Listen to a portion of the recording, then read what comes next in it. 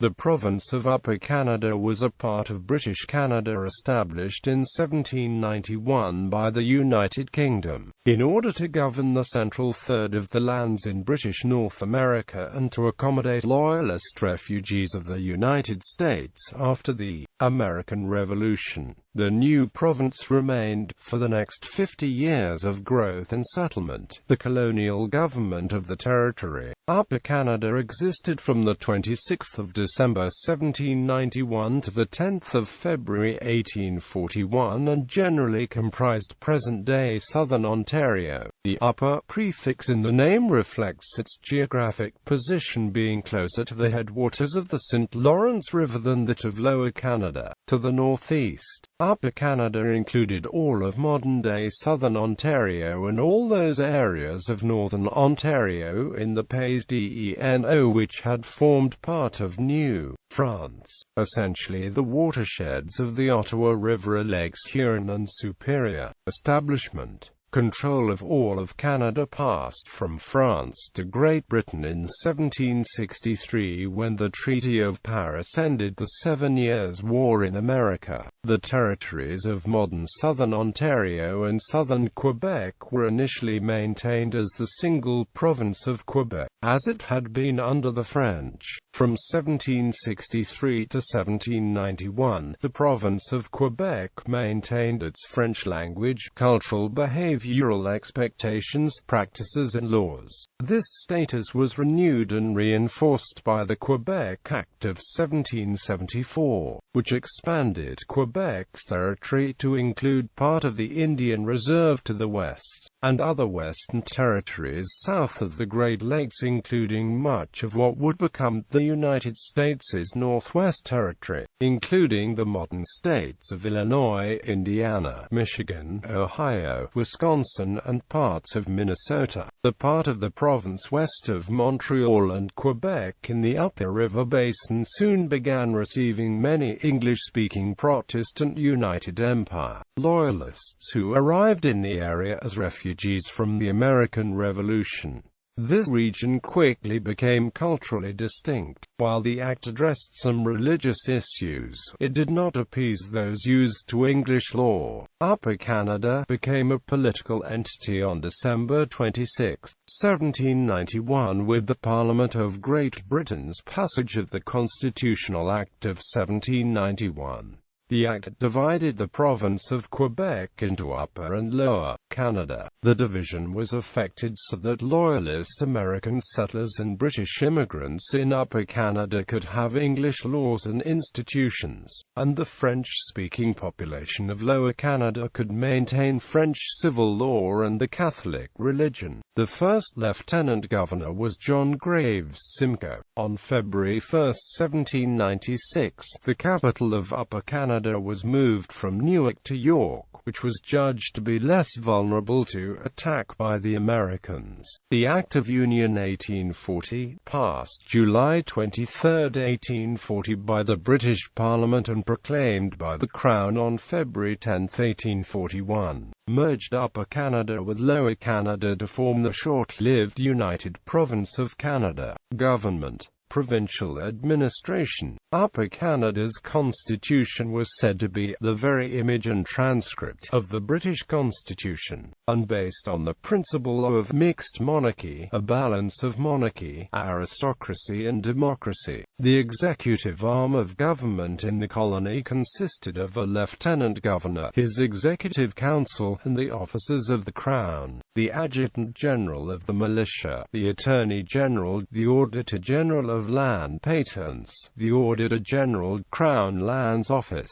Indian Office, Inspector General, King's Printer, Provincial Secretary and AMP, Registrar's Office, Receiver General, Solicitor General, and AMP, Surveyor General. The Executive Council of Upper Canada had a similar function to the Cabinet in England but was not responsible to the Legislative Assembly. They held a consultative position, however, and did not serve in administrative offices as cabinet ministers do. Members of the Executive Council were not necessarily members of the Legislative Assembly but were usually members of the Legislative Council. Parliament. The legislative branch of the government consisted of the Parliament comprising Legislative Council and Legislative Assembly. When the capital was first moved to Toronto from Newark in 1796, the Parliament buildings of Upper Canada were located at the corner of Parliament and Front Streets, in buildings that were burned by U.S. forces in the War of 1812, rebuilt, then burned again by accident.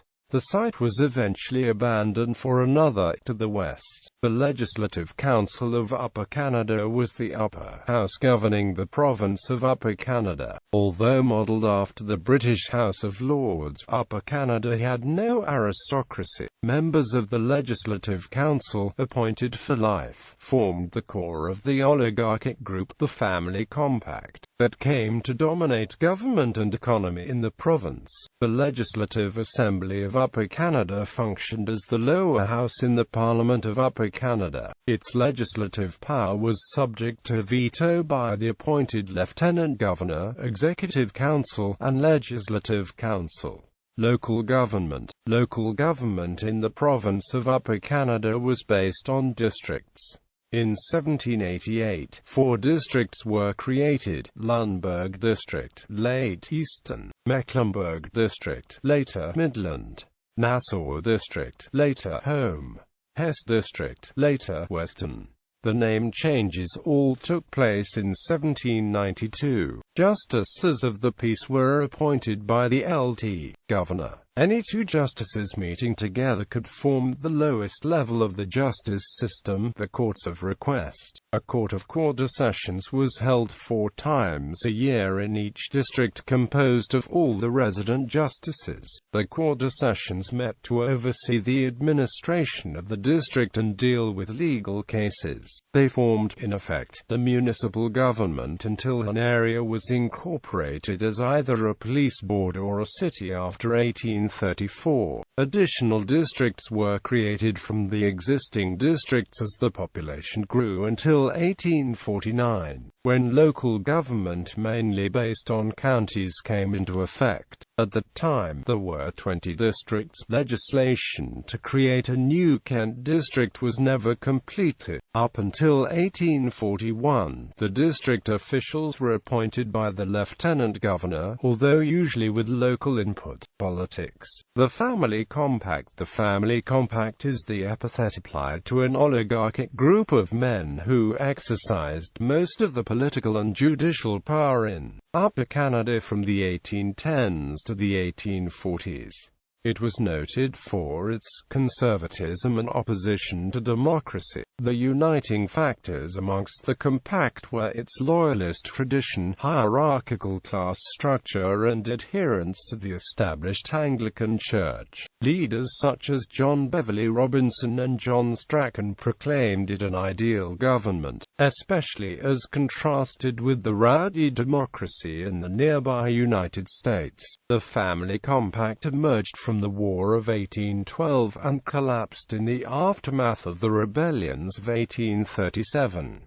The reform movement. There were many outstanding individual reform politicians in Upper Canada, including Robert Randall, Peter Perry, Marshall Spring Bidwell, William Ketchum, and Dr. William Warren Baldwin. However, organized collective reform activity began with Robert Fleming Gourlay. Gourlay was a well-connected Scottish emigrant who arrived in 1817, hoping to encourage assisted emigration of the poor from Britain. He solicited information on the colony through township questionnaires, and soon became a critic of government mismanagement. When the local legislature ignored his call for an inquiry, he called for a petition to the British Parliament. He organized township meetings, and a provincial convention, which the government considered dangerous and seditious. Gourlay was tried in December 1818 under the 1804 Sedition Act and jailed for 8 months. He was banished from the province in August 1819.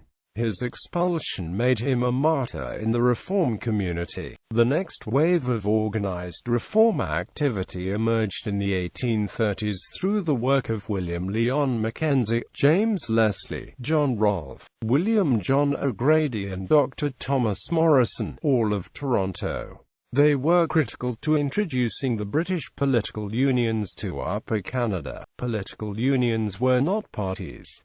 The unions organized petitions to Parliament. The Upper Canada Central Political Union was organized in 1832-3 by Dr. Thomas David Morrison while William Lyon Mackenzie was in England. This union collected 19,930 signatures on a petition protesting Mackenzie's unjust expulsion from the House of Assembly by the Family Compact. This union was reorganized as a Canadian Alliance Society. It shared a large meeting space in the market buildings with the Mechanics' Institute and the Children of Peace. The Canadian Alliance Society adopted much of the platform of the Oneida National Union of the Working Classes in London, England, that were to be integrated into the Chartist movement in England. The Canadian Alliance Society was reborn as the Constitutional Reform Society when it was led by the more moderate reformer, Dr. William W. Baldwin. After the disastrous 1836 elections, it took the final form as the Toronto Political Union in 1837. It was the Toronto Political Union that called for a constitutional convention in July 1837, and began organizing local vigilance committees to elect delegates. This became the organizational structure for the Rebellion of 1837. The Upper Canada Rebellion of 1837. The Upper Canada Rebellion was an insurrection against the oligarchic government of the Family Compact by W. L. Mackenzie in December 1837. Long-term grievances included antagonism between later Loyalists and British Loyalists, political corruption, the collapse of the international financial system and the resultant economic distress, and a growing Republican sentiment. While public grievances had existed for years, it was the rebellion in Lower Canada that emboldened rebels in Upper Canada to openly revolt soon after. The Upper Canada Rebellion was largely defeated shortly after it began, although resistance lingered until 1838 mainly through the support of the Hunters' Lodges, a secret anti-British American militia that emerged in states around the Great Lakes. They launched the Patriot War in 1838-39. John Lambton, Lord Durham's support for responsible government, undercut the Tories and gradually led the public to reject what it viewed as poor administration, unfair land and education policies, and inadequate attention to urgent transportation needs. Durham's report led to the administrative unification of Upper and Lower Canada as the Province of Canada in 1841.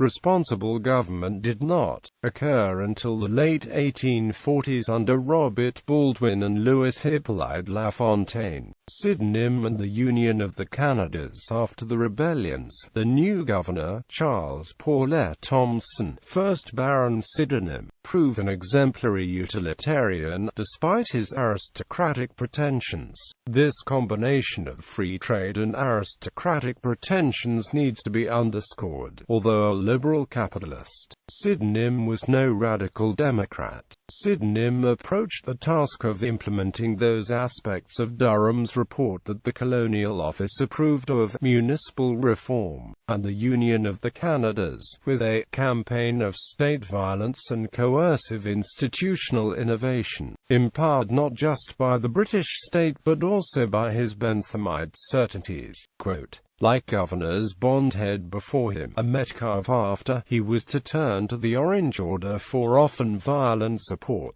It was Sydenham who played a critical role in transforming compact Tories into Conservatives. Sydenham introduced a vast expansion of the state apparatus through the introduction of municipal government. Areas not already governed through civic corporations or police boards would be governed through centrally controlled district councils with authority over roads, schools, and local policing. A strengthened executive council would further usurp much of the elected assembly's legislative role, leaving elected politicians to simply review the administration's legislative program and budgets. Settlement. First Nations dispossession and reserves. The First Nations occupying the territory that was to become Upper Canada were Anishinaabe or Anishinaabe, or more properly Anishinaabeg or Anishinabeg. The plural form of the word is the autonym often used by the Odawa, Ojibwa, and Algonquin peoples. The Iroquois, also known as the Haudenosaunee, the people of the Longhouse. Prior to the creation of Upper Canada in 1791, much land had already been ceded by the First Nations to the Crown in accordance with the Royal Proclamation of 1763.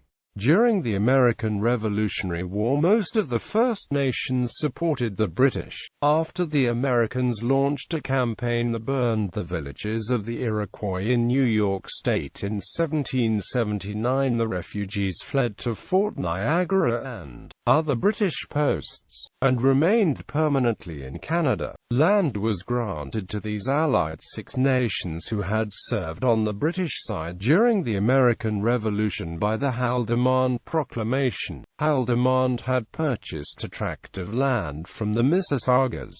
The nature of the grant has been under dispute. Loyalists, later Loyalists, enamped the land grant system. Crown land policy to 1825 was multifold in the use of a free resource that had value to people who themselves may have little or no money for its purchase, and for the price of settling upon it to support themselves and create a new society. First, the cash-strapped Crown government in Canada could pay and reward the services and loyalty of the United Empire Loyalists who originated outside of Canada, without encumbrance of debt, by being awarded with small portions of land, with the proviso that it be settled by those to which it was granted. Second, portions would be reserved for the future use of the Crown and the clergy that did not require settlement by which to gain control. Lt.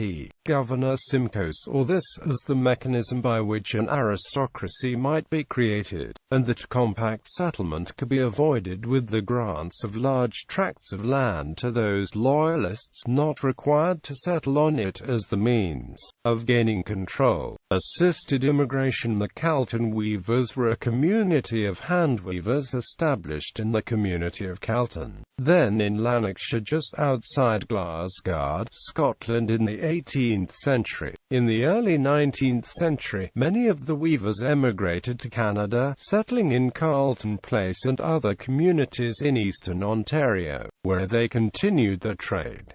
In 1825, 1,878 Irish immigrants from the city of Cork arrived in the community of Scots Plains. The British Parliament had approved an experimental emigration plan to transport poor Irish families to Upper Canada in 1822.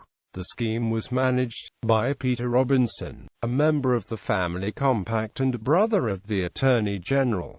Scots Plains was renamed Peterborough in his honour. The Talbot settlement. Thomas Talbot emigrated in 1791, where he became personal secretary to John Graves Simcoe, Lieutenant Governor of Upper Canada. Talbot convinced the government to allow him to implement a land settlement scheme of 5,000 acres in Elgin County in the townships of Dunwich and Aldborough in 1803. According to his government agreement, he was entitled to 200 acres for every settler who received 50 acres. In this way he gained an estate of 20,000 acres. Talbot's administration was regarded as despotic. He was infamous for registering settlers' names on the local settlement map in pencil and, if displeased, erasing their entry. Talbot's abuse of power was a contributing factor in the Upper Canada Rebellion of 1837. Crown and Amp Clergy Reserves. The Crown Reserves, 1/7 of all lands granted, were to provide the provincial executive with an independent source of revenue not under the control of the elected assembly. The Clergy Reserves, also 1/7 of all lands granted in the province,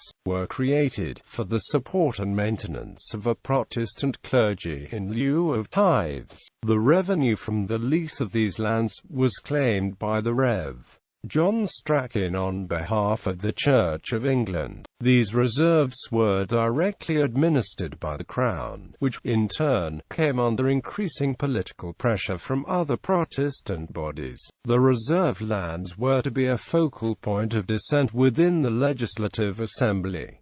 Land sales system. The land grant policy changed after 1825 as the Upper Canadian administration faced financial crisis that would otherwise require raising local taxes, thereby making it more dependent on a local elected legislature. The Upper Canadian state ended its policy of granting land to unofficial settlers and implemented a broad plan of revenue-generating sales. The Crown replaced its old policy of land grants to ordinary settlers in newly opened districts with land sales by auction. It also passed legislation that allowed the auctioning of previously granted land for payment of back taxes. The Canada Company few chose to lease the Crown Reserves as long as free grants of land were still available. The Lieutenant Governor increasingly found himself depending upon the customs duties shared with the collected in Lower Canada for revenue, after a dispute with the Lower Province on the relative proportions to be allocated to each. These duties were withheld, forcing the Lt.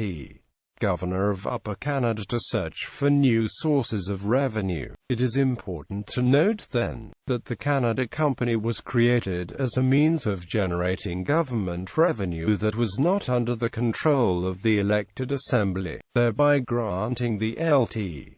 Governor greater independence from local voters. The plan for the Canada Company was promoted by the province's Attorney General John Beverley Robinson, then studying law at Lincoln's Inn in London. The Lt. Governor's financial crisis led to a quick adoption of Robinson's scheme to sell the Crown Reserves to a new land company which would provide the provincial government with annual payments of between £15,000 to £20,000. The Canada Company was chartered in London in 1826, after 3 years of mismanagement by John Gall. The company hired William Allen and Thomas Mercer Jones to manage the company's Upper Canadian business. Jones was to manage the Huron Tract, and Allen to sell the Crown Reserves already surveyed in other districts. According to the Canada Company, the poorest individual can here procure for himself and family a valuable tract, which, with a little labor, he can soon convert into a comfortable home, such as he could probably never attain in any other country, all his own. Quote, however, recent studies have suggested that a minimum of £100 to £200 plus the cost of land was required to start a new farm in the bush. As a result, few of these poor settlers had any hope of starting their own farm, although many tried. The Huron Tract lies in the counties of Huron, Perth, Middlesex and present-day Lambton County, Ontario, bordering on Lake Huron to the west and Lake Erie to the east. The tract was purchased by the Canada Company for resale to settlers. Influenced by William Tiger Dunlop, John Galt and other businessmen formed the Canada Company. The Canada Company was the administrative agent for the Huron tract. The Clergy Corporation. The Clergy Corporation was incorporated in 1819 to manage the Clergy Reserves. After the Rev. John Strachan was appointed to the Executive Council, the advisory body to the Lieutenant Governor, in 1815, he began to push for the Church of England's autonomous control of the Clergy Reserves on the model of the Clergy Corporation created in Lower Canada in 1817. Although all clergymen in the Church of England were members of the body corporate, the Act prepared in 1819 by Strachan's former student, Attorney General John Beverley Robinson, also appointed the Inspector General and the Surveyor General to the board, and made a quorum of 3 for meetings. These 2 public officers also sat on the Legislative Council with Strachan. These 3 were usually members of the Family Compact. List of major cities and towns of Upper Canada. York, capital of Upper Canada. B-Town, Sandwich, Goderich, seat of the Canada Company's Huron tract. Newark, now Niagara-on-the-Lake. Port Colborne, Dundas, Cobourg, Peterborough, Kingston, Cornwall. In Upper Canada, major cities with key forts were an essential for survival, defending the area from armed attacks and composing the local militia.